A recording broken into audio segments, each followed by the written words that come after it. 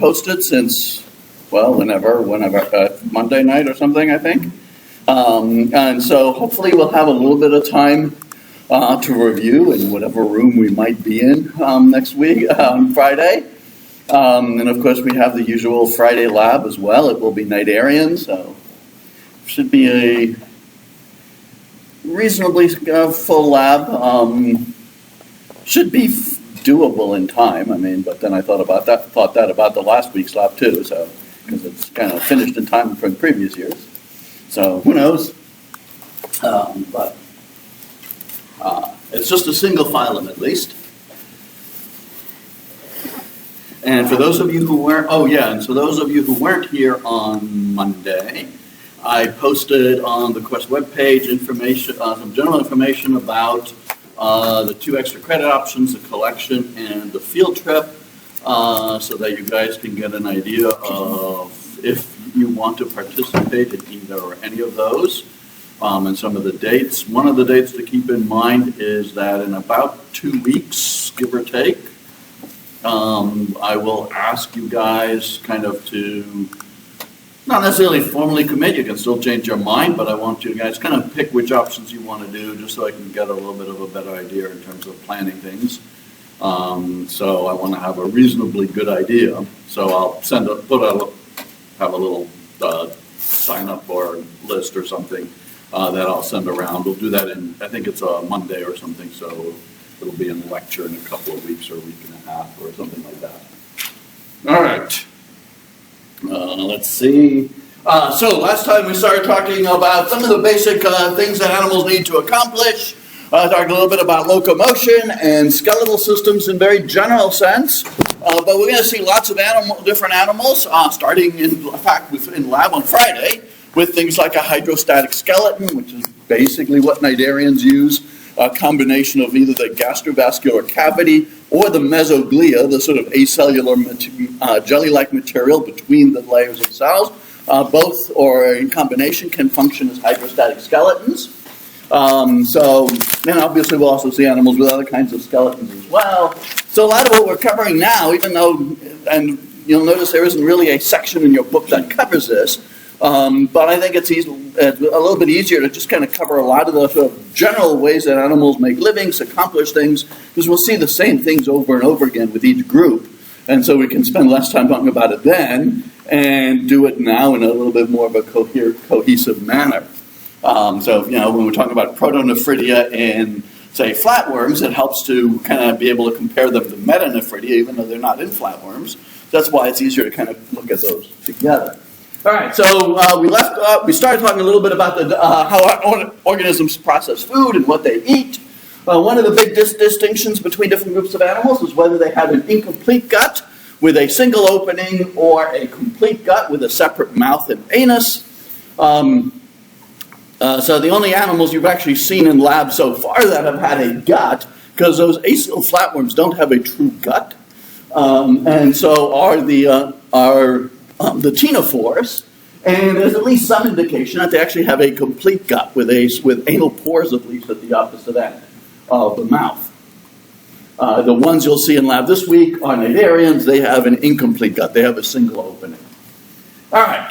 Then, of course, we can look at what animals feed on. Again, this was covered last time. So herbivores basically feed on plants or algae. One common strategy for herbivores is to graze. That is, you're not killing a whole, killing a whole organism. And so you're basically crawling over the substrate, over what you're feeding on, and taking bites out of it, but not necessarily killing the whole thing. The term grazer can also be used for some animals. We'll come back to that point in a bit today. In contrast to herbivores, carnivores feed on other animals, and omnivores feed on both plants and animals, sort of a reasonable mix of things. Very few herbivores and carnivores are strictly 100% herbivore and carnivore, unless they're highly specialized. So for omnivore, what we really mean is one that feeds relatively extensively on both plants and on animals, as opposed to occasionally taking a little bit of the opposite type of food. All right, and then we just started talking a little bit about how animals capture their food or obtain their food. with one mechanism, which is suspension feeding, which is where you trap and filter particles, small particles, from the surrounding water. And so water flows past the feeding structures, the food gets trapped in often complex branched tentacles, like in this feather duster worm, and then it gets carried to the mouth, sometimes through the movement of the tentacles bringing it in. A lot of times cilia and so on lining those tentacles, and will trap particles in the mucus on those tentacles, and that mucus will be carried by cilial action towards the mouth. And again, the details of that vary from phylum to phylum, and so we'll get into the more detail as we look at the individual animal phyla. Typically, suspension feeders are feeding on very small particles of food, so that includes bacteria in the water column, phytoplankton, single-celled algae like diatoms, things like that, zooplankton, which are small animals like rotifers and things like that, and detritus, bits and organic debris that is no longer part of a living thing, but maybe bits of algae and so on, or animal poop, and etc. One of the key features of suspension feeding is that you need to have a movement of water past the feeding structures. Sometimes, like in the case of feather duster worms, you simply rely on ocean currents or water currents, so you want to put your tentacles somewhere where the water is likely to move naturally. But you can also create movement. You can move your feeding structure through the water, such as in the case of barnacles here, which basically constantly move their arms kind of like this in many cases. Or you can pump water past a feeding structure, such as the case of the parchment worm here, which uses these appendages here to basically pump water through their U-shaped burrow. And then there's a large mucus bag here which traps food particles that they're actually feeding on. Here are some other cover. So how the food gets trapped can vary, either using mucus-covered structures like these tentacles of an anemone here, which are going to be covered in mucus, and the mucus and food particles stick to the mucus. You can have finely branched bristles and hair-like structures, such as in these fan shrimp here. These fan-like structures are made of very fine bristles. You can have, sometimes actually for larger things, you can actually literally grab them using 2 feet and tentacles and things like that as well. All right, so that's I think where we left off last time. Moving on, our next type of feeding is deposit feeding. A deposit feeding organism is one that basically feeds directly on sediments and soils. So oceans, mud at the bottom of the water or in soils. And direct deposit feeder will simply just move through the sediments, consuming a lot of sediments, but then digesting any organic material, including potentially living things that are in that sediments. And sediments and soils are actually loaded with lots of microorganisms. They're tiny little rotifers and nematode worms and so on by the bazillions in soil and so on, and those can all be digested and eaten. And there's also dead organic material as well. A direct deposit feeder generally just chomps through relatively non-selectively through the sediments.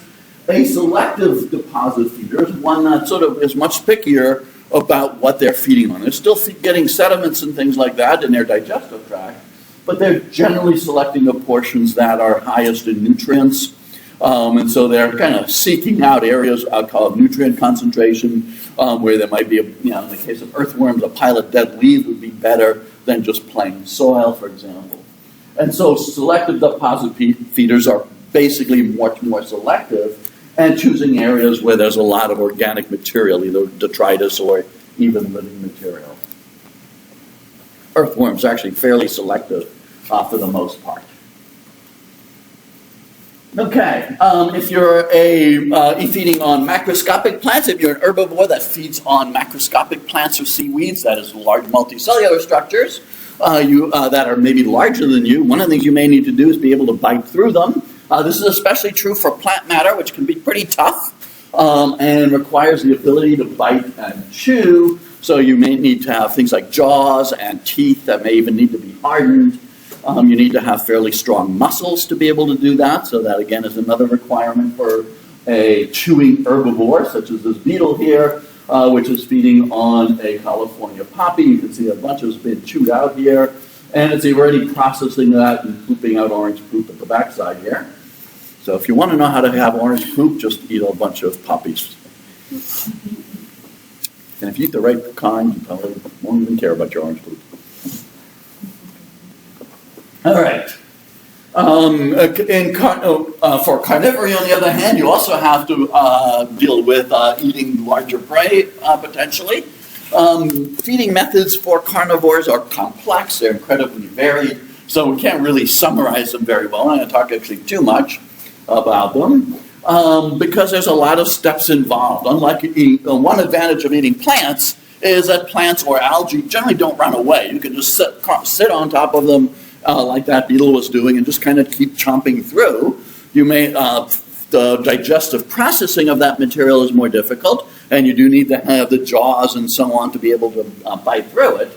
But that's kind of simple compared to often dealing with animal prey. Because animals are often mobile, which means you have to be able to locate your prey, which means the evolution of well-developed sense organs. If your prey is sufficiently mobile, you may actually have to pursue it, chase it, capture it. That's often a feature, not always. Some prey are relatively sessile. You pursue the prey, you have to capture the prey, you have to potentially handle it. That prey might be trying to escape, so you have to subdue it while at the same time it's trying to get away from you or fighting back. And then finally you get to eat your prey. So obviously all of this is much more complex than having to deal with plants. And so the adaptations for dealing with prey are much more varied. And we'll see lots of examples over the course of the semester. So mostly what we're going to talk about is a little bit about some of the basic strategies, including the different two main strategies include how you kind of go after your prey. One are mobile stalkers, also you can call them active pursuers. We're going to pretty much use those terms interchangeably here. These are animals that have to basically go after their prey. They have to stalk their prey or even chase their prey if it's running away, and then in order to capture it. They're going to the prey, basically. They're fairly mobile. So a good example of this might be the six-spotted green tiger beetle here, which are capable of flight, but they mostly like to run around on the ground. They're highly active beetles that are constantly on the move, looking for prey, such as this one, which has captured and killed an ant that is then proceeded to eat. On the other side are the sort of lazier approach, the sit-and-wait predators, which basically hide somewhere and wait for the prey to come to them, in which case they jump out or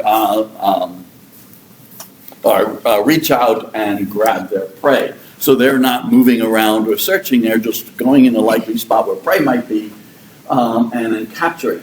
One way to improve your ability to capture prey is to use build some kind of a trap. So spider webs are kind of the classic example of a trap, and there are lots of varied designs we'll talk about later on in the class, but spider webs are a classic example of special traps that are used to capture prey without the predator having to exert necessarily a lot of energy in the pursuit, although they might be expending energy in building their web. So here, for example, is a heckle mesh spider, which built a fairly loose, this is actually one of the classic cobweb building spiders, the sort of loose webs that you get in houses and so on in horror movies. And it's captured a blue bottle fly here that it's proceeding to eat.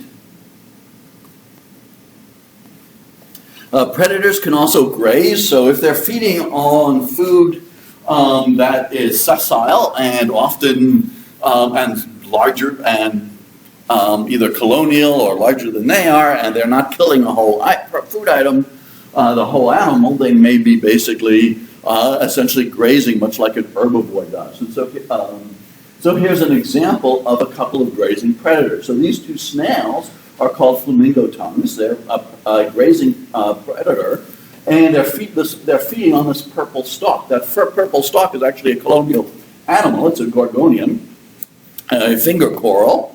So this is actually a colonial animal made up of lots of individual polyps, and they're crawling along the surface of these. And these guys are actually specialized for feeding on these kinds of corals. And they're biting off their little tentacles and things like that as they feed on them. So these are grazing animals. They're just crawling over their sessile victims here and biting, nibbling on them as a way of feeding. So, and that's actually a fairly common strategy, especially in marine environments, where you have lots of sessile and encrusting animals. So things like corals and bryozoans and sponges that crust over the surface. There are lots of prey, mollusks and so on, that will just kind of crawl over them and scrape them up or scrape bits up for feeding. So grazing predators are actually fairly common, especially in marine environments. Another kind, and so now those are kind of the main feeding types, and a little bit more specialized are substrate feeders. Substrate feeders are animals that live in their food, basically. That is, they live directly on their food source. Right there.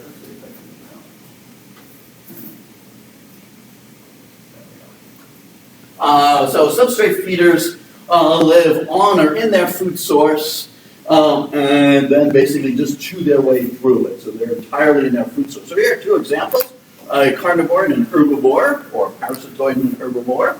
So the example on the right is an elm leaf, and you can see these sort of hollowed out sections with little dark bits at the bottom here. So these have been fed on by a little larvae of a wasp called, a fly actually, I think it's a fly, called an elf leaf miner. So the adult lays its eggs on the elm leaf, and the larvae hatch out and they feed on the softer tissues between the the top and bottom surface of the leaf. So the outer surface of the leaf is still intact, but the inside, the palisade cells and so on, where all the chlorophyll is, have been munched out, but they avoid the tougher veins in the leaves, and so those veins still kind of are, the major veins are still present here. And all the little black stuff at the bottom is basically what entomologists call frass, which is basically just bug shit. The example on the right is another example of a substrate feeder. Again, so this is a caterpillar of some sort of moth. I have no idea what species. And then what you're looking at in the back are actually the cocoons of a wasp. So again, the adult parasitoid wasp. The adult laid its eggs on the caterpillar a while ago. The eggs hatched, and the larvae basically fed on the lived inside the caterpillar, feeding on the caterpillar, mostly on the least vital organs, keeping the caterpillar alive as it did so. And then once they were mature and ready to metamorphose into adult, they emerged through the skin, spun a little silk cocoon in which they undergo metamorphosis, and then they emerged from the cocoon. So you can actually see most of these are open, so the wasps have already actually left. And what you have is a very sick, probably close to dead caterpillar here with much of its innards eaten out. And so technically still alive. But the wasps themselves are substrate feeders. They're feeding on they're living directly in what they're feeding on, the caterpillar. Okay. Another kind of specialized diet are fluid feeders. These are animals that basically feed on relatively nutrient-rich fluids, which can include plant sap and nectar in the case of if you're feeding on plant fluids. Some plants have obviously evolved the production of nectar as a specialized way of interacting with such fluid feeders, like this butterfly here. You can see it has a long proboscis that it uses to suck up the nectar from this thistle flower.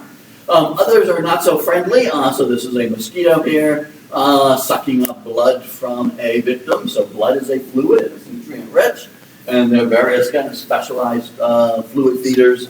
Marine environments have all kinds of parasitic fluid feeders as well that suck the fluids out of other organisms.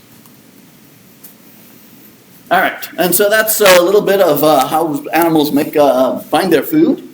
Now, once you've eaten, you have the next problem, and that is getting rid of wastes. Again, we're not going to worry about digestive waste. That's how you get rid of that depends on whether you have a complete or incomplete gut. But you also have metabolic waste. You have the leftovers from the byproducts of metabolism. So when you carry out cellular respiration, you produce a bunch of carbon dioxide as a leftover.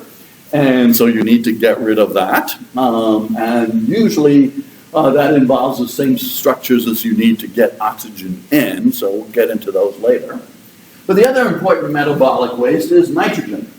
Nitrogen is a component of amino acids and various other organic compounds such as nucleic acids and some other substances as well. But amino acids or proteins are the main source of nitrogenous waste. When you break down and digest proteins for their energy content, the carbohydrate chains get broken into pieces, enter various stages of the glycolysis and the Krebs cycle. But you have that amine group, that nitrogen group that's cleaved off, that's not used for energy once it's broken off. And so you have ammonia as a waste product, basically. That's what happens when you cleave that amine group off of the rest of the amino acid. Ammonia is highly toxic. It's very soluble. It dissolves easily in water. But it is highly toxic. So that means that if you have too much of it, it can be dangerous to you. For most aquatic invertebrates, ammonia is a primary metabolic waste that they produce. And it's not so, even though it's toxic, it's not that much of a problem because it is soluble, which means it can diffuse through the liquid of the organism and out through the plasma membranes and so on. So many organisms can simply rely, if they're small, they can simply rely on diffusion to get rid of it, rid of ammonia. If they're larger, they rely on their circulatory system. That also plays a role in gas exchange and things like that, nutrient delivery. So usually if you have, so there are other systems that play a role as well. But most organisms simply just get rid of ammonia through diffusion. Most marine organisms marine invertebrates get rid of metabolic waste through diffusion. If you're on land, though, you have a problem. And that is that because ammonia is very toxic, you can't let it get too high in concentration. So that means you have to get rid of it in water, and you would need to pee out a lot of water. If your primary metabolic waste was ammonia instead of urine, you'd probably be peeing about 100 gallons a day or so. So it's not very efficient. So terrestrial animals basically can't afford, most of them, unless they're in a fairly moist environment in soils or something, generally can't afford to eliminate ammonia directly. So that means they have to convert it into something that's less toxic and therefore allows them to store it up at higher concentrations until they get rid of it, so they don't need as much water. And the two main sort of molecules that ammonia gets converted into are urea, that's what we primarily use as our metabolic waste, or uric acid. Urea is relatively rare among invertebrates. They mostly don't tend to produce it. But uric acid is fairly common, particularly among terrestrial invertebrates, such as most terrestrial arthropods, spiders, insects, and so on. Also terrestrial mollusks like snails also produce uric acid as well. This is a chemical formula for uric acid. If you care, you'll notice that there's some carbons, but a whole bunch of nitrogen. So one molecule of uric acid can get rid of 1, 2, 3, 4 molecules of 4 nitrogen atoms. And that's not terribly toxic. And even though it's soluble in water, it can reach concentrations where it actually precipitates out without being toxic. So you can actually get rid of it as a paste, basically, with very little water loss. So like when a bird poops on your car, all the white stuff, that's uric acid. That's actually the equivalent of bird pee, because birds also use uric acid as their primary waste product for nitrogen rather than urea. And so the advantage is that you can get rid of it without using very much water at all. But it is expensive to produce. That is, it takes energy to convert ammonia into uric acid. Also takes energy to convert ammonia into urea, but less energy. But that energy is worth it if you're on land because it helps you conserve water, which is critical if you're in a terrestrial environment. If you're in an aquatic environment, especially a marine environment, water's all around you, and so it becomes less of an issue. And so you can just allow your waste to diffuse out the ammonia since you're surrounded by water anyway. Okay. So how do organisms get rid of ammonia ammonia or uric acid? Well, usually the excretion of nitrogenous waste, if there's any sort of specialized structure for it, again, remember, small things just rely on diffusion. So things like rotifers, little acial flatworms, they don't have any excretory structures. They simply the ammonia and so on simply diffuses out. They're small enough they can rely on diffusion without needing excretory structures. If you're larger, you start to need a lot of your cells that are producing ammonia as a waste product are going to be far from the external environment, and so the ammonia could build up unless you have some sort of a excretory structure. As it turns out, for most organisms, the excretion of nitrogenous waste also tends to be linked to osmoregulation, the overall regulation of water balance. They tend to be sort of linked together for the most part. All right, so that's what we're going to talk about next, is osmoregulation, the regulation of water levels and ion levels and just dissolved materials in an organism. So most marine invertebrates are isotonic, which basically means they have the same total dissolved concentrations of substances as seawater. Now, the actual types of molecules in an organism are going to be different. Organisms are going to be high in glucose and amino acids and proteins and various other substances, and have less ions and inorganic submolecules, while the ocean is going to be mostly ions. It's going to be sodium ions, chloride ions, magnesium ions, and so on. But the total number of dissolved particles in ocean water per milliliter of water is going to be about the same as in an organism. So that means that the relative concentration of water inside an organism, inside an animal, and inside the ocean is fairly simple, and that makes osmoregulation simpler. It gets trickier if you're dealing with things like fish, which tend to be hypoosmotic compared to seawater. But we don't have that issue with invertebrates for the most part. Whoops, did I hit the wrong button? Down one. All right. So for the most part, what that means is that for marine organisms, since they tend to be isotonic, salts will tend to travel in both directions more or less equally. There is a concentration gradient. There are actually more salts out here than in here, but there's other stuff, amino acids and so on. But those are relative. The movement of those things generally are fairly easy to regulate because they require specialized transport channels and so on in the membrane. So organisms can use active transport to take up salts or get rid of salts as they need to, and conserve amino acids and sugars and so on. And water, which can passively flow through plasma membranes for the most part, because the inside and outside environment are isotonic, the flow of water is basically the same in both directions. So marine organisms don't have to worry about the take-up or loss of water relative to substances. So osmoregulation is relatively easy when you're isotonic. It doesn't require a lot of effort. On the other hand, what if you're in freshwater? Well, in freshwater, it's actually very difficult because the overall osmolarity of freshwater is very, very low.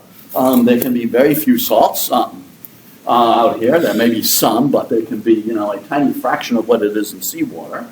And so for a cell to function, even if it has lower osmolarity than seawater, so a freshwater fish, so seawater is about 1,000 milliosmoles. You don't have to remember these numbers, right? But seawater is about 1,000 milliosmoles. A freshwater fish is about 300, 350 milliosmoles. It's still going to be much more concentrated than the seawater. And the same is going to be true for freshwater invertebrates. They might have less internal concentration than a marine invertebrate, but they still are going to be much more concentrated. So they have more salts and things inside because they need those for their cells to function. So they have a natural tendency to lose salts and other substances. And they also have a natural tendency to take up water. That is, water will naturally flow from the freshwater into a marine organism, into a freshwater organism, because if they have more salts and sugars and amino acids in here, every place you have a sugar molecule or an amino acid molecule, you don't have a water molecule. So technically speaking, your water is more concentrated on the outside than it is here, so water flows down its concentration gradient. So freshwater organisms, because they're hypertonic or hyperosmotic to their environment, basically have the problem of taking up water and having to constantly work to get rid of that excess water influx. And they also have to worry about conserving salts and not losing them to their environment. Okay. So again, we got a few more terms here to kind of cover. There's a lot of this section here is really all about is learning a lot of the basic terminology. You'll see later. So again referring to osmoregulation, an osmoconformer is an organism whose osmolarity of body fluids varies with the osmolarity of the environment.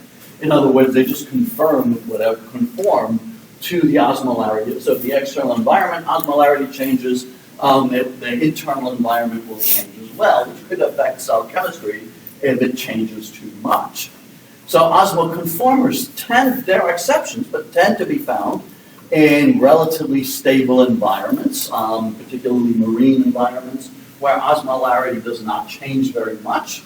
But there are some species that do live in brackish environments. So brackish would be intermediate between freshwater and saltwater, and in the intertidal zone and estuaries and things like that. And those are environments where not only is it less salty than the marine environment, but the conditions often change quite a bit.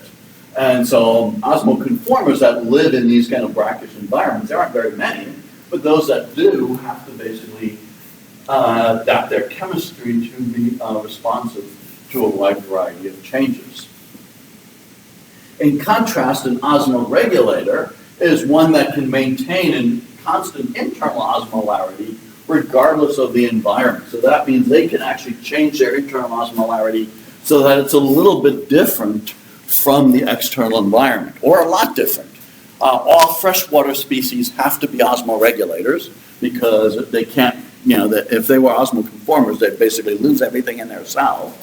So freshwater species have to be osmoregulators, but even marine species, especially those that live in sort of more variable environments, like brackish environments, they can, if there's an influx of fresh water and the osmolarity drops, they can still maintain their internal osmolarity, somewhat different from the seawater. They're expending energy and effort to do so, but they can maintain the internal environments and therefore are often a little bit better able to cope with changing environments. In terms of how organisms are able to deal with that, we have, again, another pair of terms. So haline refers to kind of salt. So stenohaline, steno means narrow. So stenohaline species generally have very narrow tolerance limits for environmental salinities. In other words, a species that's stenohaline can only tolerate a fairly narrow range of environmental osmolarities. They can't cope with change very well. And it doesn't matter if they're an osmoregulator or an osmoconformer. You can have an osmoregulator that's maybe not very good at osmoregulating, may still not be able to cope with a variable environment. Euryhaline species, on the other hand, are those that can tolerate a broader range of salinities. So these are species that would be typically found in estuarine and intertidal environments, typically, where salinities can change. You're in a tide pool, for example, a tropical pool on the coast. As the tide goes out and leaves a bunch of seawater behind, some of that water evaporates in that tide pool, and so the salinity will actually increase above the normal seawater level. Tides come back in, wash more seawater in, and the salinity can drop essentially instantly. Fresh water, the rainy day, and fresh water drains into that tide pool, and the salinity can drop substantially below seawater. So species living in these kind of intermediate habitats often encounter fairly changeable salinities, and so therefore have to be euryhaline, be able to tolerate broad range. Most of them tend to be osmoregulators, but some can be osmoconformers. They can just tolerate a big shift in internal osmolarity as well. So stenohaline and euryhaline don't just describe what kind of environment you can live in or how stable that environment needs to be, rather than how you cope with that, whether you regulate or conform. Okay. All right. So let's look at how a couple of examples of how organisms actually do this. So we'll start with single-celled animals, single-celled protists, I should say. No such thing as a single-celled animal. And very small animals. Again, think of things like rotifers and little copepods and acyl flatworms you guys saw last week. So if you're small enough, you often don't need any particular excretory structure. Most of your cells are close enough to either the surface of the animal or to something like your digestive tract, and they can rely on simple diffusion through the body wall and cell membrane, and for osmoregulation. And so you don't really necessarily do much. They don't necessarily need specialized osmoregulatory or excretory structures. If you are in freshwater, however, you need to be able to carry out osmoregulation to some extent. This may be true for some marine animals, and it's certainly true for freshwater protists and small animals. Now, the smaller you are, one of the big problems you face is the bigger you are, the relatively more surface area you have relative to your mass or volume. And so that becomes a particularly, small animals particularly face that water problem if they have a small surface area. So what do protozoans do? Well, protozoans actually often have specialized structures called contractile vacuoles, or WEVs, which stands for water evacuation vesicle, which is basically the same thing. This is from a different book than yours. That's why it's labeled WEV here. We're going to just use contractile vacuole, but that's what this is basically pointing to. A contractile vacuole is basically a large vacuole, a membrane-bound vacuole in the cell. It's often connected to a series of ducts or a series of smaller vesicles that join up to it. And those ducts or vesicles basically absorb. So you have a paramecium in fresh water.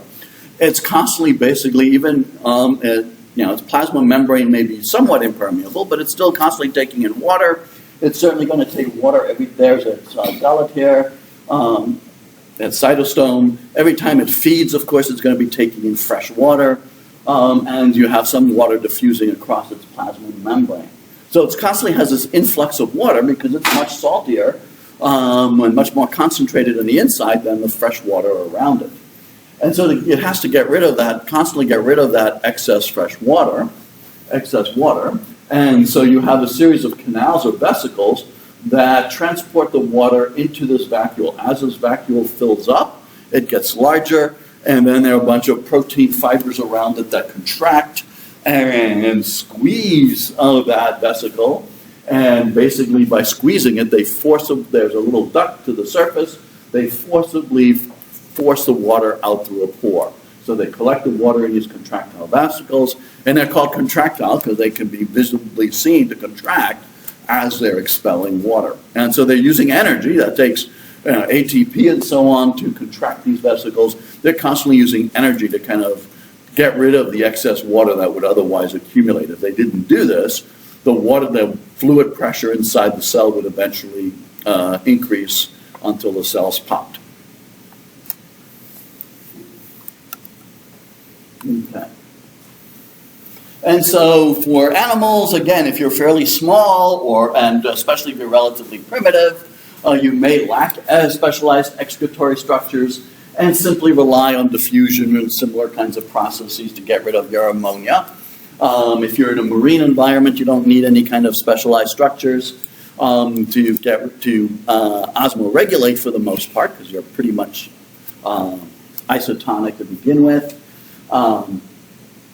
But you still have to get rid of waste products, things like ammonia and so on. And so you simply rely on diffusion through the epidermis, through the skin, through your gut lining, and so on. But as you get bigger, that becomes more difficult. So larger animals start needing specialized structures. The sort of generic term for a specialized excretory structure is called a nephridium singular or nephridia plural. These are basically usually combined excretory and osmoregulatory organs. They generally do some amount of both functions, regulating water and salt levels, getting rid of excess water, for example, as well as getting rid of waste like ammonia. Nephridia are actually derived from the ectoderm, so they're a structure that is basically an ingrowth from the outer body wall into the interior. And so as such, they have ducts that open to the outside. And there are two main types, protonephridia versus metanephridia. And so this is my wonderful artwork here, you can see. But mostly because I couldn't find a good picture, a bunch of Google searching. You can find good pictures of protonephridia. You can find sort of pictures of metanephridia. But none of them really compare the two very well and kind of show what the key difference is. So I just went and drew my own here. So that's why you have such lovely artwork to deal contended today. But basically, notice that what both have in common is that this is your animal. This would be on either side of the external environment. So they open to the external environment. They're an ingrowth of the ectodermis here. They form a tubule, a duct, into the inside. The big difference between protonephridia, which are generally thought to be the more primitive type of nephridium, versus metanephridia, is first of all, protonephridia tend to be fairly small, they tend to be fairly simple, and they're usually found in relatively primitive animals like flatworms.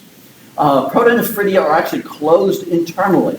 There's usually actually a single cell at the top called a flame cell that plugs the end of the tube, and then there are a bunch of cilia that hang down that can drive water currents. And then the osmoregulation is basically done across the plasma membrane here, so using basically filtration. So the cells that line that tubule allow some substances to pass through. They'll allow ammonia to pass through, they'll allow excess water to pass through, and then expel it to the external environment. In contrast, the metanephridium is actually more complex. It's actually open to the inside. So the end of the metanephridium is actually an open funnel. The funnel is often surrounded by cilia that, again, creates a fluid. So you're actually moving fluid from the internal body cavities into the metanephridium. And as the fluid flows through the metanephridium, the cells that line it tend to use active transport to recover the useful stuff. So you pump out water, and then you're recovering your sugars and amino acids and valuable salts that you might need before it actually exits the animal. So metanephridia have the advantage that they can generally process they're larger for the most part. These are generally microscopic structures. These can be macroscopically visible. You'll actually see them if you look carefully when we dissect an earthworm in about a month or so. You'll actually potentially be able to see them if you know where to look and look carefully. So they're larger, they're more complex, they have a greater variety of cells lining them, and in particular they can process a much larger volume of fluid as well. And unlike protonephridia, which are mostly just used for osmoregulation, there's not a lot of waste extraction. Most of the animals with protonephridia are small enough that things like ammonia can just diffuse out. Some ammonia will diffuse here into the tubule as well, but a lot of it just out through the body wall or via the gut. But metanephridia are capable of greater volume. So basically, as the water is drawn in, that water will have ammonia and so on inside of it. They will extract a lot of that's useful. A lot of the water will be recovered through passive transport of the water down its concentration. So as you pump salts and sugars and so on out, you increase the concentration in the area surrounding the tubule. Water follows down its concentration gradient. So you don't usually have to pump water. I'm not sure that I've been a while since I've dealt with that kind of thing, but I'm not sure there's actually anybody with cell biology knows any active transport water mechanisms known? It's mostly just passive, basically. You pump salts and things and the water follows passively. So you can actually recover, and that's how Archimedes work too. You recover most of the salts and things by just having water passively flow down the concentration gradient, but you don't recover the ammonia. So the ammonia, as you pump out salts and the water follows, you get less and less volume here, and the ammonia and other waste products become increasingly concentrated on the way out. So the basic difference here, protonephridia tend to be smaller, simpler. They are closed internally and function mostly just in osmoregulation. Metanephridia tend to be larger, more complex. They can process a larger volume. They are open internally, and they can be used to get rid of wastes in addition to osmoregulation. All right. However, once again, we have the problem of if you're living on land, you need to be able to conserve water. You don't want to get rid of a lot of waste. And so osmoregulation isn't so much a problem as it is simply not dehydrating in the first place. So loss of water and salts become a problem for terrestrial animals. So you need to be relatively waterproof. You need to have an outer covering. You need to live somewhere that's really moist, like in wet soils, or you need to have an outer covering that's relatively waterproof. And you still need to also avoid losing a lot of water through the release of nitrogenous wastes. So one way that animals can do this is to, instead of having nephridia, which open into the external environment. So if you think of a metanephridium here, you're pumping in water here and it's going out into the external environment. No matter how much you recover, you're still going to be losing a lot of water. So it's not very good system for terrestrial animals. So one solution is, rather than pumping it into the external environment, you do something kind of similar, but you pump it into the gut. And so that's where you get Malpighian tubules, are found in a variety of terrestrial invertebrates, mostly insects and spiders. They presumably evolved independently in those groups. Is that the right time? Oh, I'm sorry. We're out of time, right? Let me just... so Malpighian tubules basically are a series of closed tubes, but again, they're basically long tubes. They are closed internally.